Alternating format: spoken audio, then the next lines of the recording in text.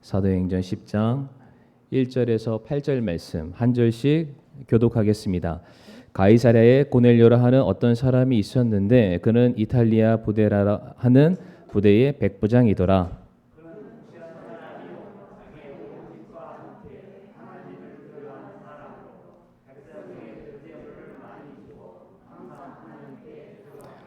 낮에 9시쯤 되어 그가 환상 중에 하나님의 천사가 자기에게 들어와 자기에게 이르되 고넬료야 하는 것을 분명히 보매.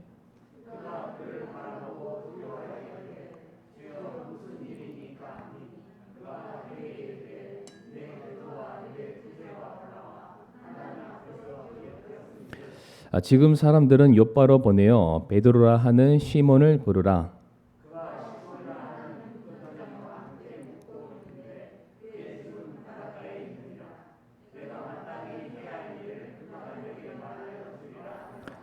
고넬료에게 말하던 천사가 떠나매 그가 자기 집안의 종들 중에 둘과 또 계속해서 자기를 섬기던 자들 중에 독실한 군사 하나를 불러 이 모든 것을 그들에게 밝히 알리고 그들을 욥바로 보내니라. 아멘. 아버지 하나님 감사합니다. 참으로 귀하고 복된 또 우리가 예배의 자리에 나왔습니다. 아버지 하나님, 이 시간 간절히 구하옵는 것은 하나님, 우리가 이 세상 살면서 가지고 있는 여러 가지 무거운 삶의 짐들, 근심들, 걱정들, 그 모든 것들 다 주님의 발 앞에 내려놓게 하여 주시옵소서. 하나님, 우리들의 마음 속에는 온전히 주의 생명의 말씀, 능력의 말씀만 가득 차게 하여 주옵시고, 그 말씀이 우리들에게 믿음이 되게 하여 주시고, 우리가 믿음의 삶을 살아갈 수 있는 용기를 우리들에게 허락하여 주시옵소서. 이 귀하고 복된 예배의 시간을 온전히 주님의 손에 의탁드리옵니다. 성령 하나님 친히 우리와 함께하여 주셔서 깨닫게 하여 주옵시고 말씀대로 살게 하여 주시옵소서. 예수님의 이름으로 기도를 드립니다. 아멘. 자리에 앉으시겠습니다. 오늘은 사도행전 10장 1절부터 8절까지의 말씀 통해서 성도 고넬료라는 제목으로 함께 말씀을 나누도록 하겠습니다. 오늘 본문 제목이 이렇게 성도 고넬료입니다. 자, 그런데 사실 이제 이 10장 말미에 베드로를 만나 정확한 복음에 대한 메시지를 듣고 나서야 고넬료가 구원받은 하나님의 제자 성도가 됩니다. 그런데 성도님들, 중요한 것은 그러니까 베드로를 만났기 때문에 고넬료가 구원받은 것은 아닙니다. 베드로가 전해줬던 그 복음의 분명한 메시지인 예수님을 그가 소개받았기 때문에, 예수님이 어떠한 분이신지를 명확하게 깨달았기 때문에 고넬료가 구원받은 하나님의 제자 성도가 됐습니다.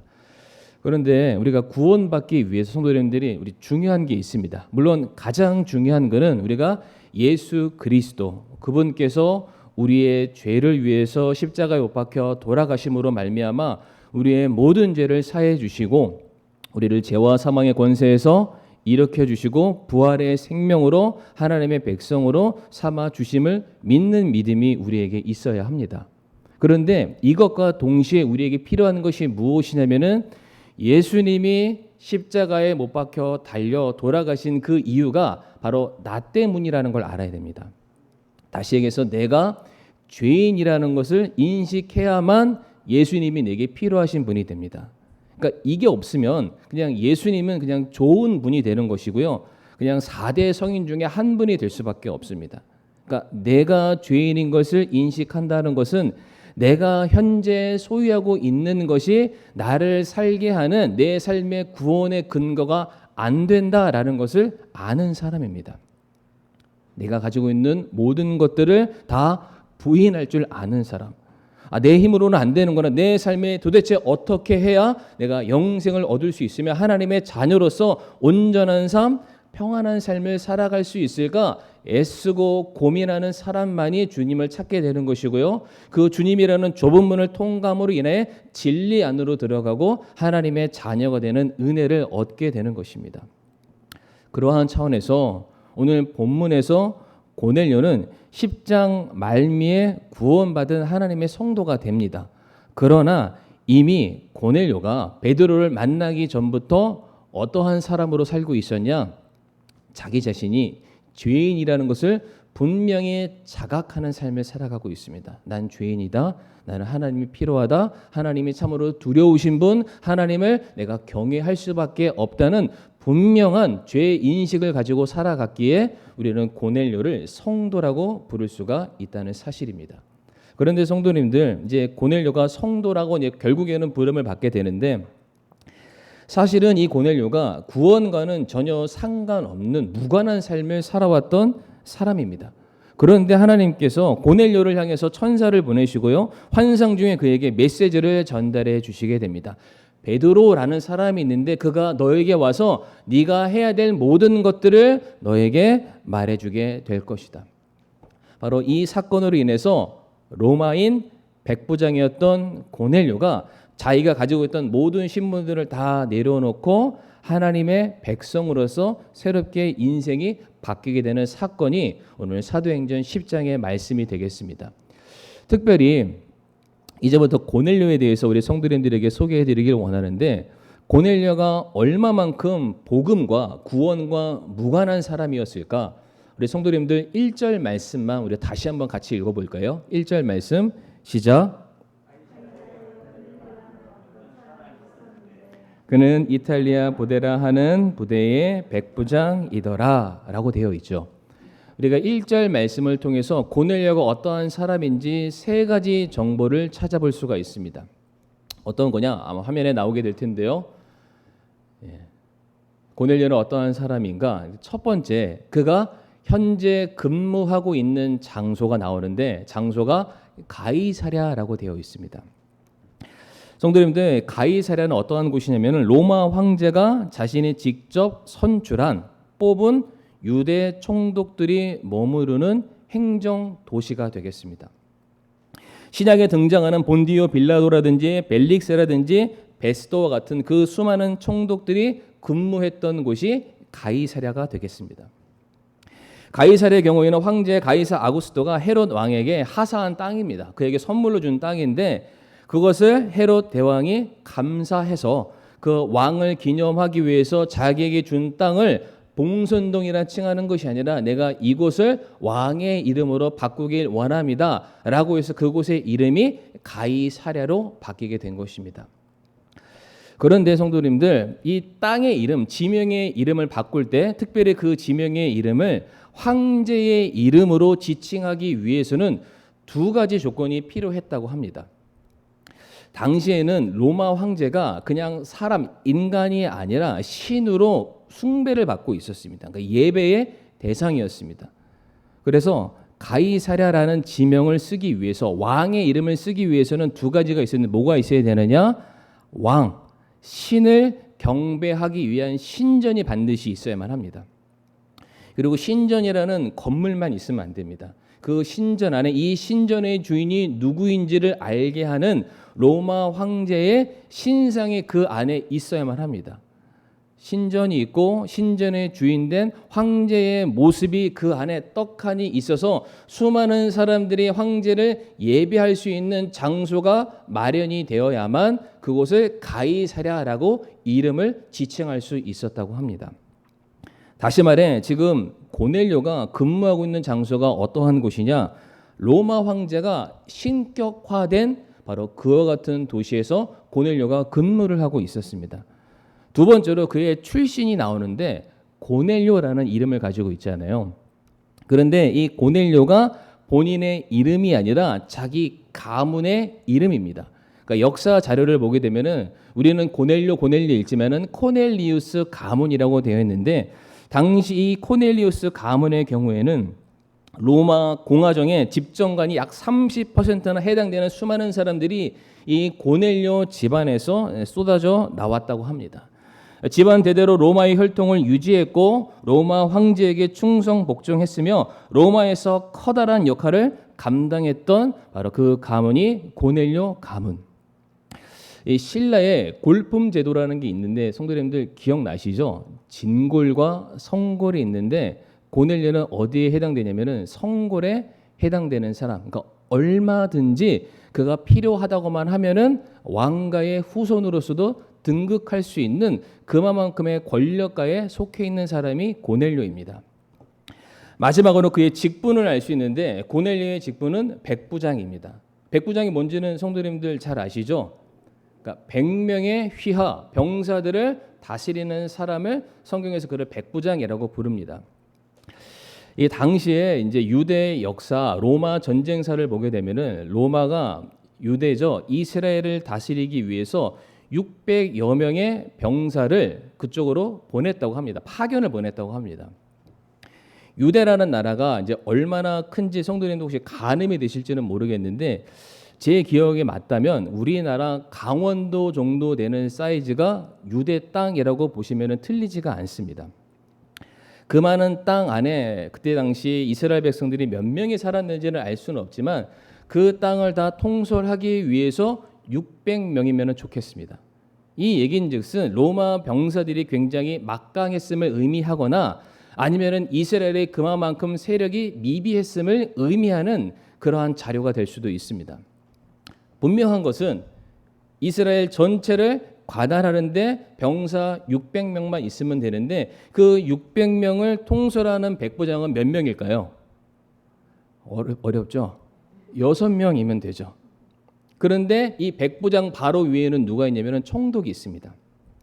다시 말해 유다라는 그 땅 안에 고넬료는 넘버 2의 권력을 가지고 있는 사람입니다.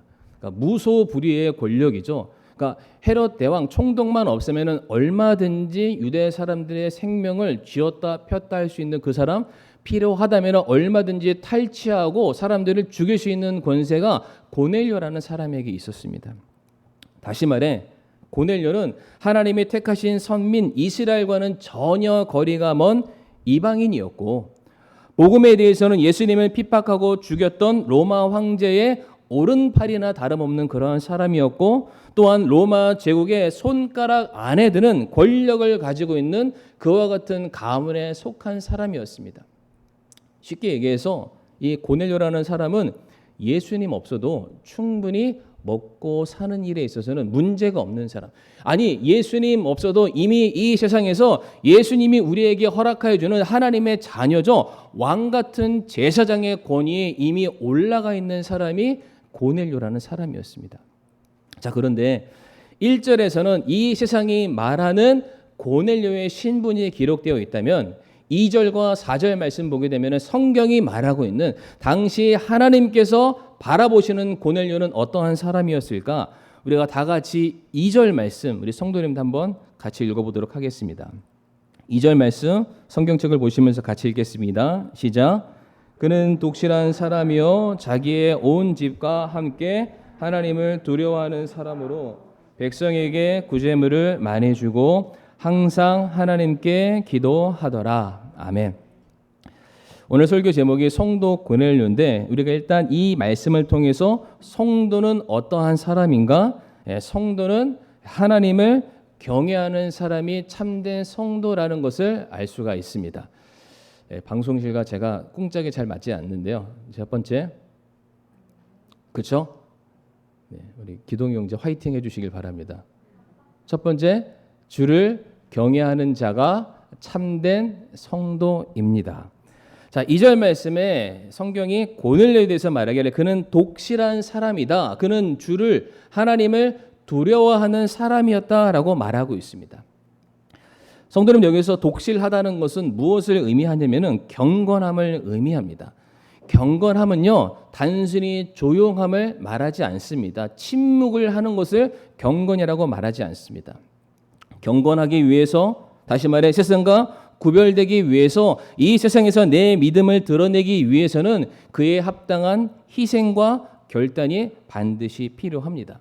다시 말해 고넬료의 경우에는 자신의 독실함이죠. 경건함, 즉 하나님을 두려워함에 대해서 스스로만 알고 누리고 감췄던 사람이 아니라 자신의 믿음을 밖으로 드러낼 줄 아는 사람이었다. 그래서 2절 말씀에서도 우리가 확인할 수 있는 것처럼 고넬료는 자기 혼자만 하나님을 섬기는 그러한 사람이 아니었습니다. 자기 집안에 속한 모든 사람들이 자기가 하나님을 섬기고 자신이 하나님을 예배하는 것처럼 모든 사람들이, 자기에 속한 모든 사람들이 동일하게 하나님을 두려워하고 하나님을 경외하고 하나님을 예배하도록 그와 같이 힘썼던 사람이 오늘 본문의 고넬료가 되겠습니다.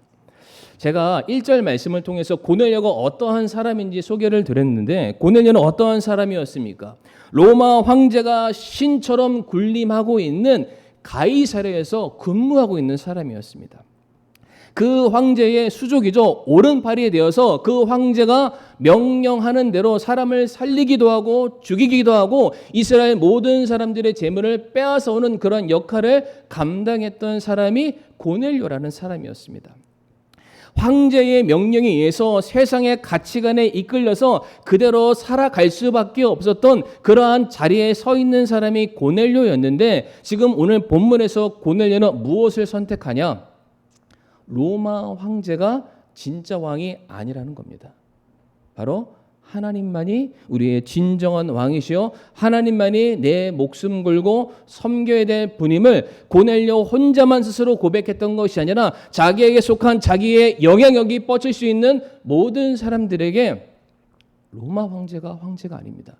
로마 황제가 신이 아닙니다. 그 역시 한 인간에 불과합니다. 우리가 진정으로 섬기고 모셔야 될 왕은 우리 바로 아버지 하나님이시고 그분이 이 땅에 보내신 예수 그리스도만이 우리가 섬겨야 될 우리의 주인 되십니다. 고넬료가 자기의 믿음을 이와 같이 세상에 드러냈다라는 것이죠. 성도님들은 어떠십니까? 성도님들의 믿음을 혹시 공공장소에서 표현해 보신 적이 있으십니까? 식당에서 식사하실 때 어떠시나요? 나는 기도하고 밥 먹는다. 당연히 기도하고 식사하시죠. 그러나 기도하는 줄도 모르게 기도하고 밥 먹는다. 지금 벌써 웃음이 나온 걸 보니까 그러한 경험이 있는 분이 있으신 것 같아요. 참고로 저희 둘째는 저희 집에서도 기도할 때 아멘 이렇게 기도하고 맙니다. 그렇게 해서 기도하면 안 된다. 꼭 기도할 때 하나님께 감사하고 무엇을 감사하는지 꼭 이야기하고 그리고 나서 식사해야 된다. 제가 꼭 그것을 가르치고 있는데, 집안에서도 기도하는 게 이렇게 힘들다면 우리가 밖에 나가서 어떻게 기도할까요? 제가 아는 목사님, 제가 그 목사님 때문에 참 도전을 많이 받는데 그 목사님이 지금도 그렇게 하시는지는 모르겠어요. 저 신학교 때 이렇게 말씀해 주셨습니다. 어떻게 밖에 나가서 우리가 전도하겠냐.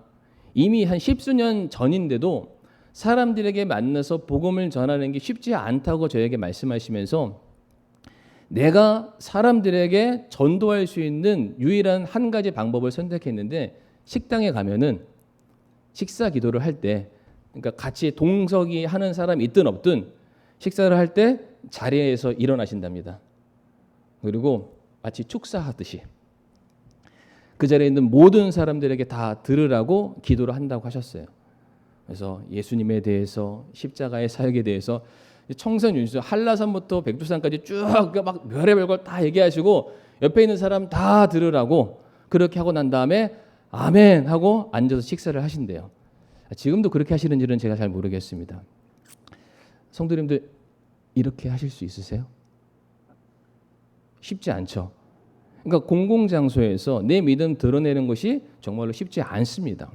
그런데 고넬료는 로마 황제가 신격화된 곳에서 자기의 믿음을 드러냈습니다. 뭘 얘기할까요? 내 목숨을 내놓은 겁니다. 내 자존심을 내놓은 겁니다. 내 신분, 보장받은 내 미래의 모든 삶마저도 다 내려놓는 겁니다.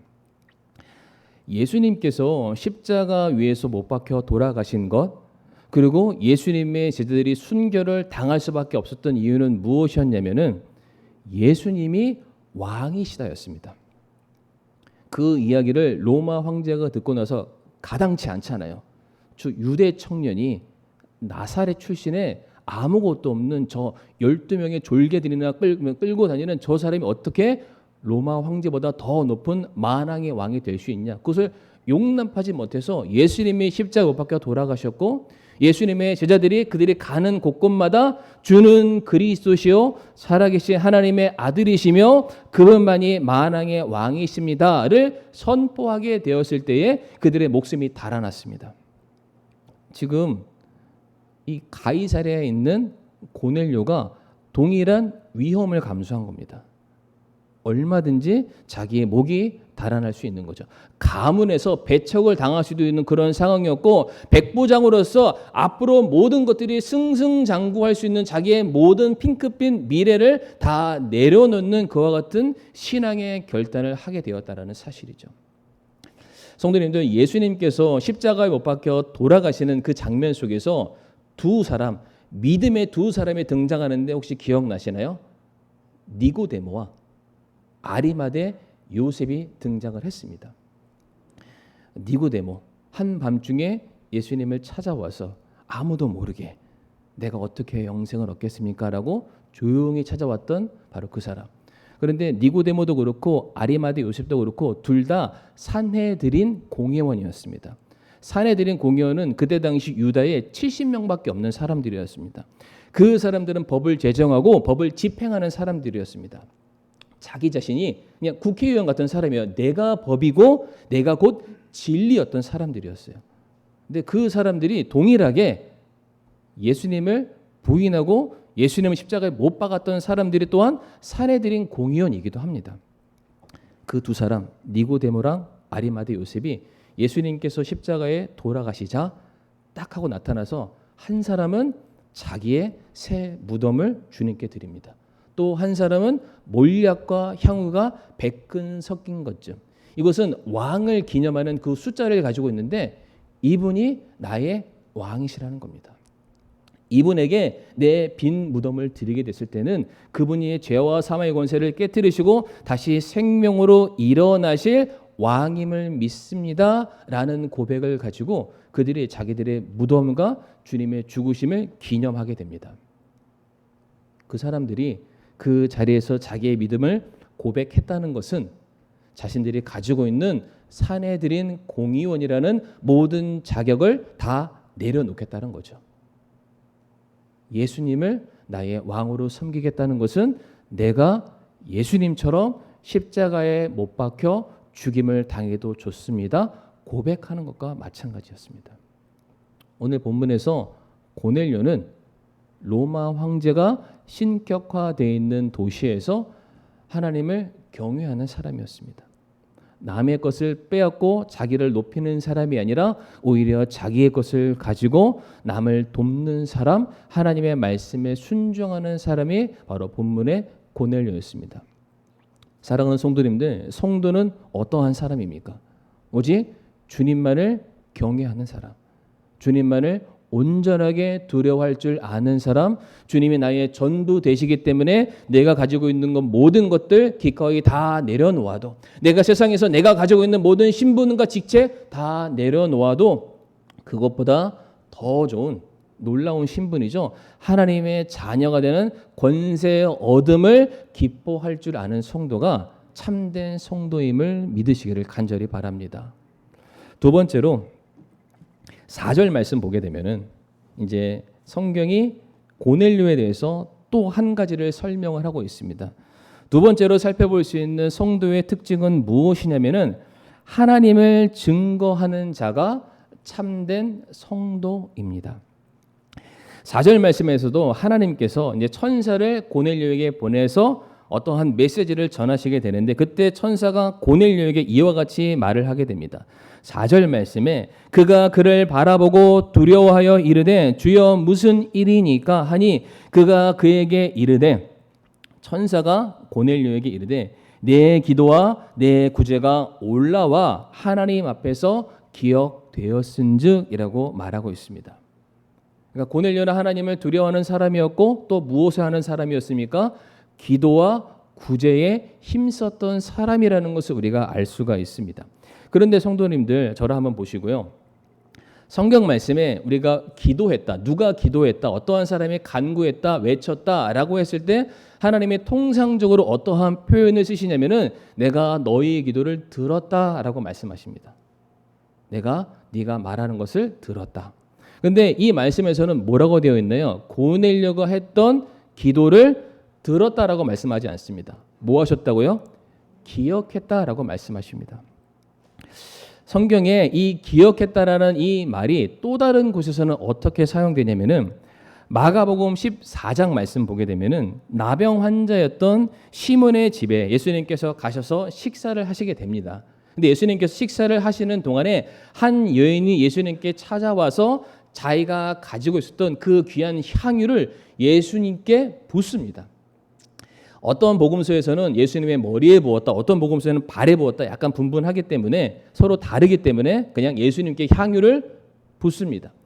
이 붓는 장면을 옆에 있는 제자가 바라보고 아니 그렇게 값지고 귀한 것으로 쓸데없는 데 낭비하면 어떡하냐, 그것으로 가난하고 불쌍한 사람들을 돕는다면 더 가치 있지 않겠냐라고 책망하고 있을 때에 예수님께서 그 제자의 손을 거두시고 그 여인을 향해서 그리고 그 자리에 있는 모든 사람들을 향해서 말씀하시기를 지금 이 여인이 하는 것은 나의 죽음을 기념하기 위해서다. 십자가의 죽음과 다시 일어난 모든 구속의 사역을 기념하기 위해서 행하는 일이기 때문에 십자가의 복음이 전해지는 모든 곳에서는 그녀가 해야 될 일, 그녀가 행한 일에 반드시 기념되리라 라고 되어 있습니다. 그렇죠? 마가복음 14장 9절 말씀에 진실로 내가 너희에게 이르노니 온 세상 어디든지 이 복음이 선포되는 곳에는 예수님의 죽으심과 부활하심이 선포되는 곳에서는 사람이 그녀가 행한 이 일도 말하여 그녀를 뭐 한다고요? 기념하리라 라고 되어 있습니다. 여기서 기념이 기억한다라는 겁니다. 하나님께서 잊지 않으신다.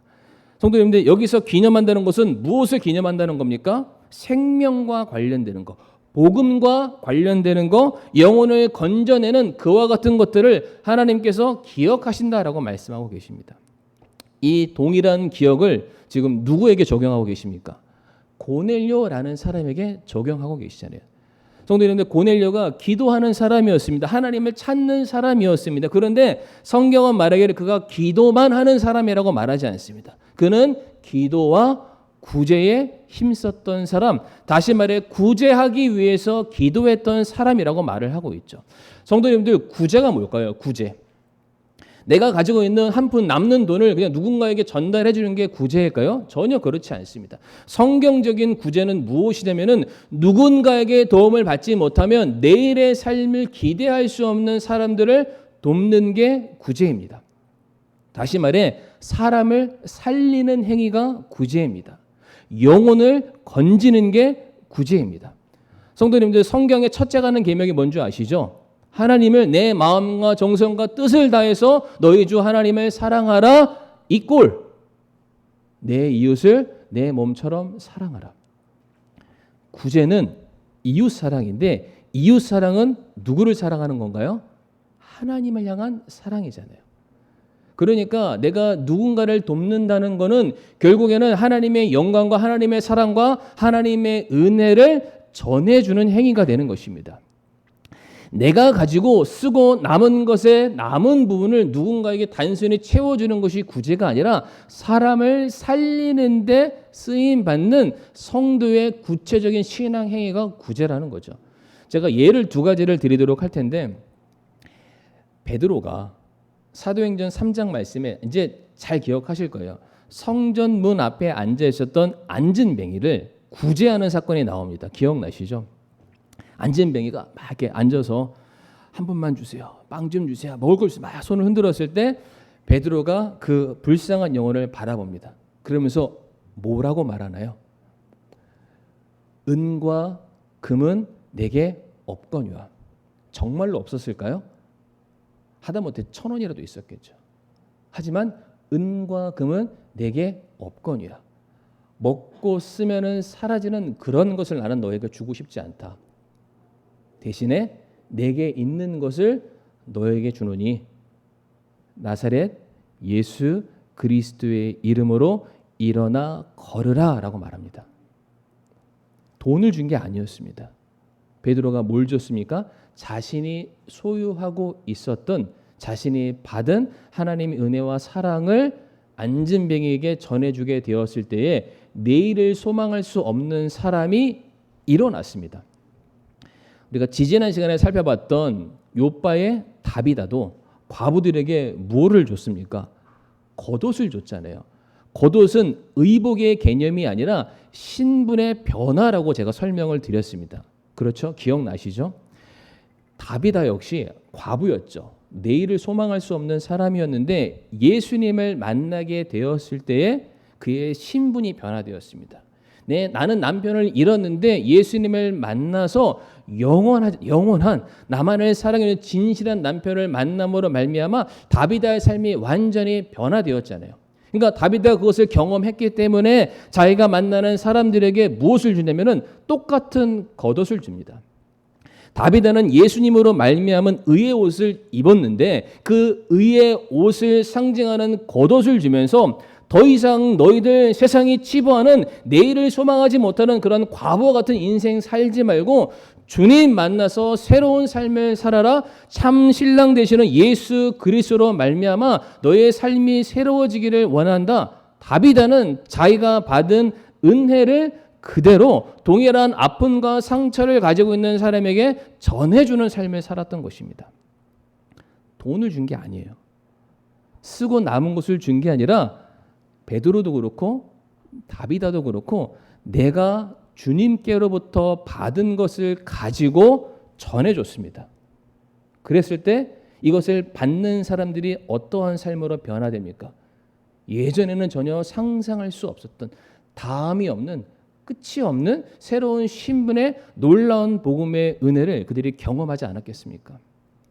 그러니까 오늘 본문에 고넬료가 사람들을 구제했다라는 이 사실은 단순히 그가 백부장이라는 권력을 가지고 있기 때문에, 고넬료라는 가문의 휘하에 있기 때문에, 자기가 그만한 돈이 있기 때문에 그것을 나눠주는 삶을 사는 것이 아닙니다. 그가 하나님을 두려워하는 사람, 하나님만이 진정한 나의 왕되심을 인정했고 하나님께서 이 땅에 보내신 예수 그리스도만이 우리들의 삶의 진정한 소망이요 생명이요 영원한 그러니까 천국으로 들어갈 수 있는 유일한 길임을 그가 믿고 있었기 때문에 그분을 증거하기 위한 삶을 살아왔다. 그래서 고넬료가 기도했잖아요. 구제할 때 기도했잖아요. 어떻게 기도했을까요? 예수님께서 겟세마네 동산에서 눈물이 핏물이 될 정도로 간절히 기도했던 것처럼 아버지 하나님, 내 뜻대로 마옵시고 내가 가지고 있는 것을 내가 행하지 않게 해주시고 내 안에 계시는 아버지의 뜻대로 되기를 원합니다. 비록 이 세상을 다스리는 사람은 로마 황제이지만 하나님, 그것은 거짓되고 껍데기에 불과한 그와 같은 가짜 권력 앞에 내가 굴복하지 않게 하여 주시고 내가 가진 세상적인 권세와 지위와 명예와 재산에 의해서 내 스스로를 높이지 않게 해 주시옵소서. 오직 나 자신은 예수님처럼 십자가 위에 못 박아 죽게 하여 주시고 오직 내 안에 살아계신 예수 그리스도만을 소망 삼아서 그분을 전할 수 있는 그런 삶을 살게 해 주세요. 고넬료가 그렇게 기도했고 그 기도한 대로 구제했습니다. 영원 사랑에 앞장섰던 거죠. 생각해 보세요. 그가 로마 황제의 명령에 의해서 살아가는 군사 백부장이었으면 오히려 그들이 가지고 있는 모든 것을 착복하는 사람, 영혼을 살리는 것이 아니라 영혼을 죽이는 삶을 살 수밖에 없습니다. 그러나 천하보다 귀한 영혼을 살리라고 명령하신 분은 이 땅에 한 분밖에 안 계십니다. 누구시나요? 우리 주 하나님이시잖아요. 그 명령에 순종해서 고넬료는 사람을 살리는 일, 그 사람을 살리는 일을 위해서 내 주인 되신 분을 증거하는 삶을 그가 살아왔다. 그래서 참된 성도는 어떠한 사람입니까? 주님을 증거하는 삶을 살아갈 수밖에 없다. 사랑하는 성도님들, 올 한 해 우리 성도님들은 혹시 과연 몇몇 분들에게, 몇 명의 사람들에게 혹시 예수님에 대해서 증거해 보신 적이 있으십니까? 혹시 없으시다면 올해가 지기 전에, 특별히 우리가 다음 주가 되면은 이제 민족 대명절인 추석을 맞이하게 됩니다. 사랑하는 가족들을 만나게 되죠. 사랑하는 친지들을 만나게 되는데 우리가 그때 그 자리에서 복음에 대해서 부끄러워하는 것이 아니라 복음에 대해서 이것만이 유일한 소망됨을 정말로 자랑스럽게 증거할 수 있는 저와 사랑하는 성도님들이 되시기를 간절히 바라겠습니다. 마지막 세 번째로 성도는 어떠한 사람인가? 성도는 주의 군사로 부름 받은 사람인 것을 잊지 않는 것입니다. 성도는 주의 군사로 부름을 받은 사람을 말합니다. 오늘 본문의 고넬료는 백부장이었습니다. 백부장은 로마 황제의 명령에 따라 행동하는 군인이죠. 군인은 어떠한 사람입니까? 상명하복, 명령에 복종해야 되는 자입니다. 그래서 좋은 군인은 불평하지 않는 군인이 좋은 군인이죠. 좋은 군인은 절대로 어떠한 요구 조건을 내걸지도 않습니다. 좋은 군인이라 함은 내게 맡겨준 근무 조건이나 모든 일들에 대해서 불평하지 않고 거기에 충성을 다하는 목숨까지 걸 줄 아는 사람이 참된 군인이다. 참된 군사다라고 말씀을 드릴 수가 있습니다.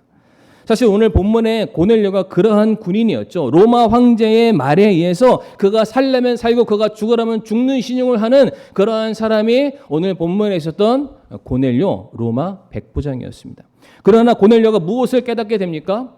빌립이라는 집사가 정말로 그 작고 작은 복음의 길을 뚫어서 복음을 선포하게 됨으로 말미암아 하나님이 누구신지 예수님이 누구신지 그가 복음을 듣게 되었을 때에 드디어 하나님 경외하는 마음을 갖기 시작하죠. 하나님을 찾고자 기도하는 사람이 됩니다.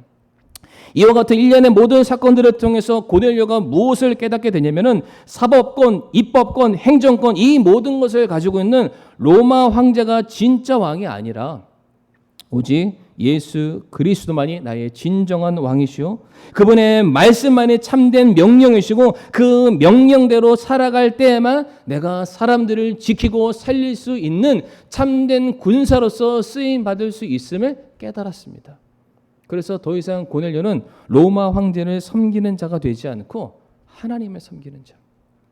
주님을 위해서 복음을 증거하기 위해서 자기의 모든 것을 내어 바치는 신실한 주의 군사로서 새롭게 변화되는 삶을 살게 됩니다.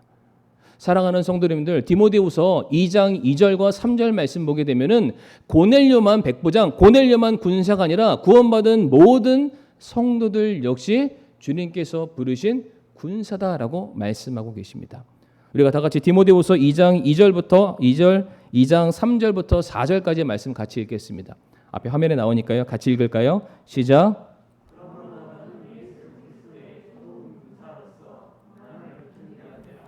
전쟁하는 어떤 사람도 이 세상 삶의 일에 얽매이지 아니하나니 이것은 그가 자기를 군사로 택한 자를 기뻐하려 함이라. 아멘. 저와 성도님들은 군사로 부름을 받았습니다. 그저 어쩌다가 한번 시간 날 때 마음 내킬 때 주를 위해서 한번 해볼까라는 이러한 사람이 아니라 우리가 군사로 부름을 받았기 때문에 우리를 부르신 우리를 세우신 우리가 주님을 위해서 반드시 그 명령에 순종하는 삶을 살아가야만 합니다. 진정한 성도는 자기의 필요를 채우기 위해서 주님께 나아가는 사람이 아닙니다.